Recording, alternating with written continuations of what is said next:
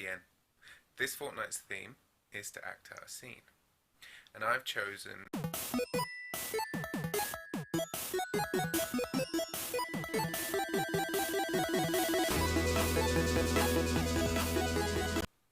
Frankenstein. So here goes. Cursed, cursed creator, why did I live? Why in that instant did I not extinguish the spark of existence which you had so wantonly bestowed? I know not. Despair had not yet taken possession of me. My feelings were those of rage and revenge. I could with pleasure have destroyed the cottage and its inhabitants, and have glutted myself with their shrieks and misery. When night came, I quitted my retreat and wandered in the wood, and now, no longer restrained by the fear of discovery, I gave vent to my anguish in fearful howlings. I was like a wild beast that had broken the toils, destroying objects that obstructed me, and ranging through the wood with a stag-like swiftness. Oh, what a miserable night I passed!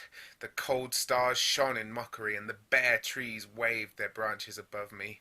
Now and then the sweet voice of a bird burst forth amidst the universal stillness. All save I were at rest or in enjoyment.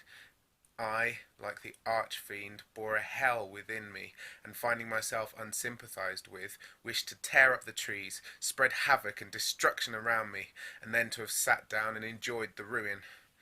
But this was a luxury of sensation that I could not endure. I became fatigued with excess of bodily exertion, and sank on the deep grass in the sick impotence of despair. There was none among the myriads of men that existed who would pity or assist me, and should I feel kindness towards my enemies? No.